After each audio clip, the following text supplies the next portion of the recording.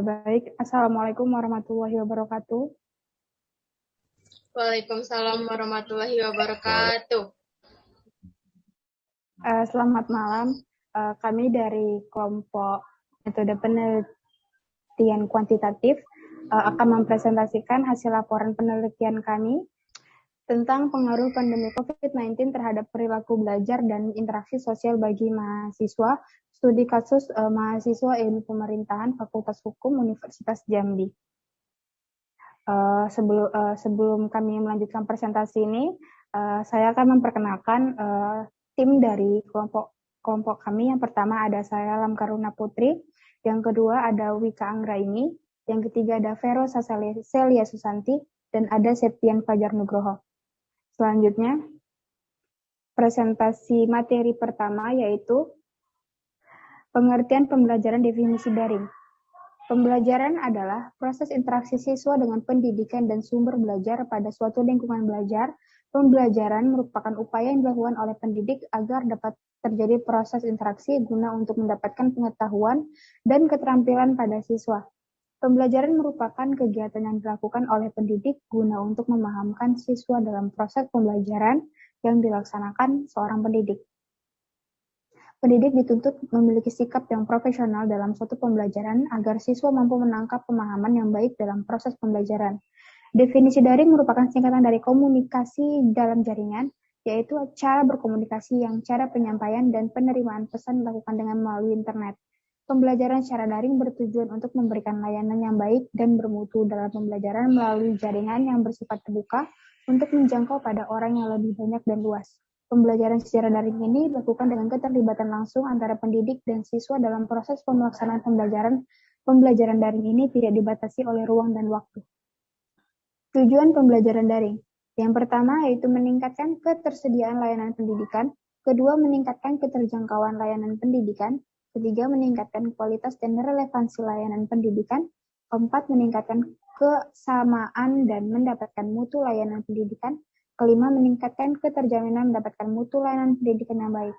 Terus, keunggulan dan kekurangan pembelajaran daring ini. Keunggulannya yaitu adanya fasilitas e-moderating yang dimana seorang guru dan siswa melakukan kegiatan komunikasi tanpa ada batas ruang dan waktu. Kedua, guru dan siswa dapat menggunakan bahan ajar yang tersusun dan terjadwal dengan baik.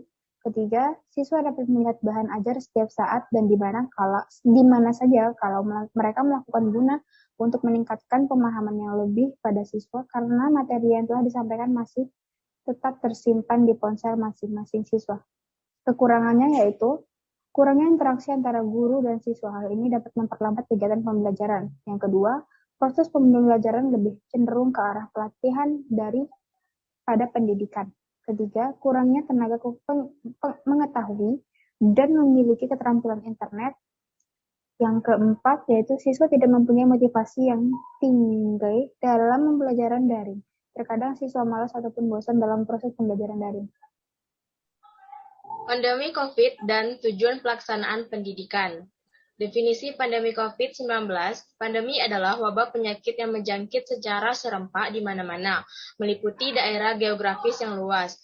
Coronavirus disease atau COVID-19 adalah penyakit menular yang disebabkan oleh virus corona yang baru ditemukan dan dikenal sebagai sindrom pernapasan akut atau parah virus corona 2 atau SARS-CoV-2. Coronavirus disease adalah jenis penyakit yang belum teridentifikasi sebelumnya oleh manusia. Virus ini dapat menular dari manusia ke manusia melalui kontak erat yang sering terjadi. Orang yang memiliki resiko tinggi tertular penyakit ini ialah orang yang melakukan kontak erat dengan pasien COVID-19, yakni dokter dan perawat. Penyakit tersebut berasal dari daerah Wuhan, Cina. Tujuan pelaksanaan pendidikan. Pendidikan ialah suatu proses yang dibutuhkan untuk mendapatkan kesempurnaan dalam pengembangan individu maupun masyarakat. Penekanan pendidikan dan pengajaran lebih ditekankan dalam pembentukan kepribadian dan kesadaran individu.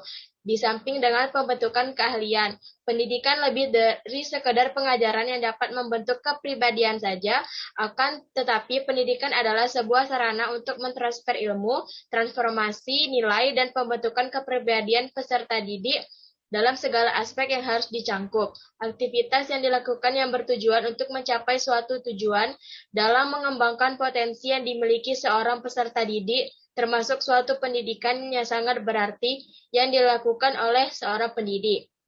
Pendidik memiliki tujuan yaitu untuk membentuk manusia menjadi manusia yang beriman dan takwa kepada Tuhan Yang Maha Esa, berhak mulia, memiliki rasa bertanggung jawab dalam masyarakat dan bangsa, mampu berkarya, mampu bermasyarakat dan berbudaya dengan baik. Dengan tujuan pendidikan tersebut, maka akan terwujudnya pendidikan yang dapat mengembangkan potensi peserta didik agar menjadi penerus bangsa yang bertanggung jawab dengan segala kewajibannya.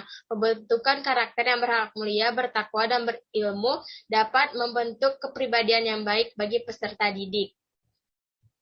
Dampak pandemi COVID-19 terhadap pendidikan dan pengertian interaksi sosial. Adanya keterbatasan teknologi antara guru dan siswa, kemudian ada sarana dan prasarana yang kurang memadai, akses internet yang terbatas, dan kurang siapnya pengadaan anggaran. Interaksi sosial, pengertian interaksi sosial.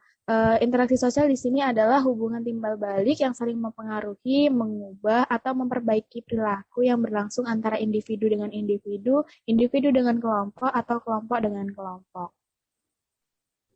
Berikutnya yaitu tujuan pembelajaran daring. Tujuan dari adanya program daring menurut Kementerian Pendidik dan Kebudayaan Republik Indonesia adalah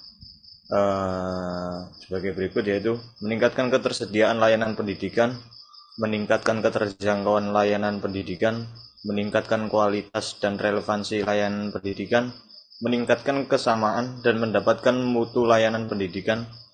Yang berikutnya meningkatkan keterjaminan mendapatkan mutu layanan pendidikan yang baik. Keunggulan dan kekurangan pembelajaran daring ada pula, yaitu keunggulan pembelajaran daring adanya fasilitas e-moderating yang dimana seorang guru dan siswa melakukan kegiatan komunikasi tanpa ada batas ruang dan waktu. Guru dan siswa dapat menggunakan bahan ajar yang tersusun dan terjadwal dengan baik.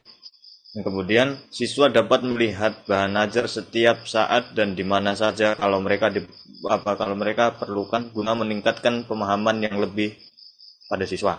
Karena materi yang telah disampaikan masih tetap tersimpan di ponsel masing-masing siswa. Kekurangan pembelajaran daring yaitu yang pertama, kurangnya interaksi antar guru dan siswa. Hal ini dapat memperlambat kegiatan pembelajaran. Yang kedua, proses pembelajaran lebih cenderung ke arah pelatihan daripada pendidikan. Yang ketiga, kurangnya tenaga mengetahui dan memiliki keterampilan internet. Dan yang terakhir yaitu siswa tidak mempunyai motivasi yang tinggi dalam pembelajaran daring. Terkadang siswa malas ataupun bosan dalam proses pembelajaran daring. Baik, terima kasih kepada seluruh rekan-rekan yang sudah mempresentasikan hasil diskusi kita. Saya ucapkan terima kasih. Wassalamualaikum warahmatullahi wabarakatuh. Waalaikumsalam warahmatullahi wabarakatuh.